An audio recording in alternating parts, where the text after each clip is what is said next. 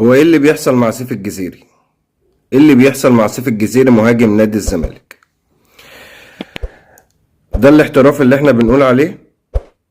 السلام عليكم ورحمة الله وبركاته، حبايبي وأعزائي، عاملين ايه؟ وحشتوني جدا، واهلا بكم في حلقة جديدة من قناة خلطبيطة.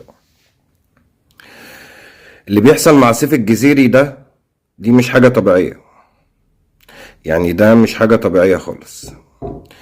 انتظروا قريبا مفاجأة من سيف الجزيري، يا مش هيكمل مع نادي الزمالك يا هينتقل إلى فرق القمة. وخليكم معايا لآخر الحلقة، في مفاجأة في آخر الحلقة. ايه اللي حصل مع سيف الجزيري؟ دلوقتي اللاعب بقاله أكتر من 8 أو 9 شهور ما بيتقاضاش أي مرتب خالص في نادي الزمالك. طب ايه المشكلة في الأول؟ هقول لك أنا ايه المشكلة.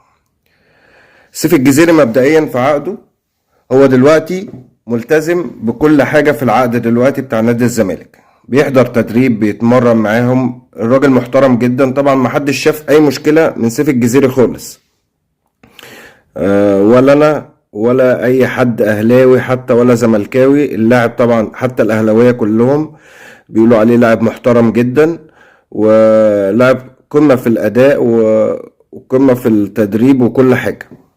لاعب مقدم جدا وما حصلش منه اي مشكلة ولا اي انفعال ولا اي حاجة خالص. طيب دلوقتي المحامي اللي هو بتاع سيف الجزيري اسمه أنيس بن ميم، محامي تونسي طبعا. رئيس مجلس إدارة نادي الزمالك والأعضاء كلهم طلبوا المحامي ان هو يجي. الكلام ده كان في شهر 11، عشان خاطر انا هقول لكم المشكلة من اولها، يعني عشان خاطر يجي ويقعد يتكلم معاهم ويخفضوا العقد 40% من قيمة العقد. فايه المشكلة بقى؟ تفاقمت الأزمة ليه بقى؟ سيف الجزيري بقاله 8 أو 9 شهور ما بيتقاضاش مرتبه. بقاله 9 شهور ما بياخدش مرتب خالص من نادي الزمالك، وما سمعناش منه أي كلمة. 9 أو 8 شهور ما بيتقاضاش مرتب من العقد خالص، وملتزم مع الزمالك بكل حاجة. جابوا المحامي وجي قاعد معاهم مع رئيس مجلس الإدارة، وقالوا له عايزين نخفض العقد 40% من قيمة العقد.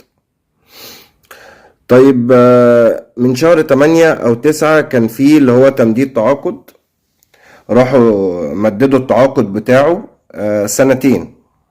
طبعا كتبوا العقد، بس العقد ايه؟ اتفاجئ ان المحامي ان هو العقد ما توثقش. فقالوا للمحامي تعالى القاهرة عشان خاطر ايه، نقعد نتكلم ونظبط كل ايه الامور المادية بتاع السيف الجزيري. جه وقعد معاهم واتفقوا على كل حاجة، وخلاص المحامي اللي هو مستني منهم مكالمة. الكلام ده كان في اخر شهر 11. لغاية اخر 12 محدش اتصل بالمحامي خالص ولا اتصل باللاعب. طبعا احنا شايفين سيف الجزيري ما بيلعبش مع نادي الزمالك خالص، وممكن انا برضو في اعتقادي ان هو متهيألي يعني ان هو ما بيقعدش ولا على الدكة، ممكن كبير ان هو بيتدرب يعني، فهو مستبعد اعتقد يعني. طيب دلوقتي بعد ايه اللي حصل دلوقتي؟ المحامي انتظر مكالمة من رئيس مجلس الإدارة، وانتظر مكالمة من الأعضاء يردوا عليه هم هيعملوا ايه بالظبط. يعني هم اتفقوا ان هو يخفضوا 40% من قيمة العقد. اللاعب اساسا مش موافق، اللاعب مش موافق ان هو يخفضوا العقد، طبعا اكيد مش موافق.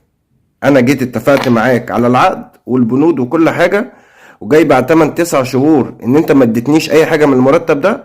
لا، وبتتفق معايا ان انا عايز اخفض لك العقد بتاعك، وانت شايف ان انا ملتزم وبحضر تدريبات وبلعب كويس، وشايف ان انا ما قصرتش معاكوا خالص.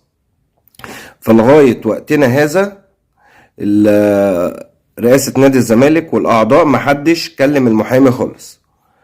فطلع طبعا طلع البوست بتاع سيف الجزيري اللي هو رفعه.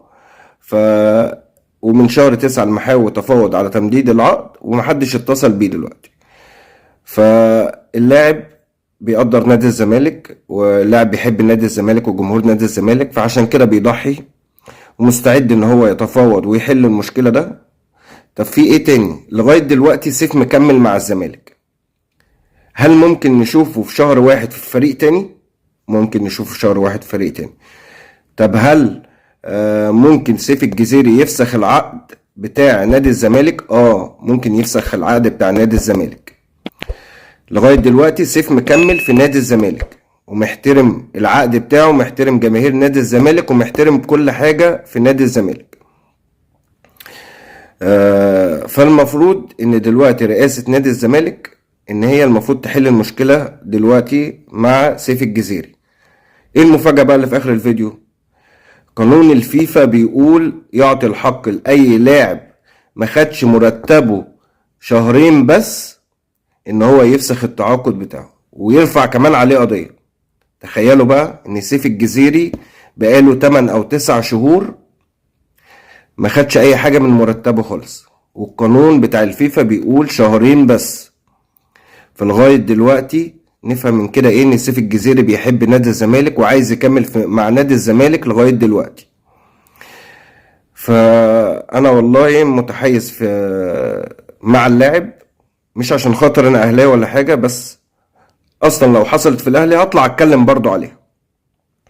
بس لغاية دلوقتي انا شايف ان سيف الجزيري بيحب نادي الزمالك ولعيب مهم جدا، وبصراحة من احسن المهاجمين يعني بالنسبة للمحترفين في مصر. ان شاء الله المشكلة تتحل قريب ورئاسة نادي الزمالك تحل المشكلة دي قريب. مش عايزين ان شاء الله نشوف اي مشاكل تاني. نادي الزمالك اكبر قلعة رياضية مع نادي الاهلي، مش هقولك في الشرق الاوسط بس في افريقيا. الاهلي والزمالك من اكبر الفرق في افريقيا. ان شاء الله المشكلة تتحل قريب. اتمنى يكون الفيديو عجبكم، اتمنى تشتركوا في القناة، اللي مش مشترك يشترك ويفعل زر الجرس. مستني تعليقاتكم. توصلوا الفيديو دوت 500 لايك. اشوفكم في حلقة جديدة.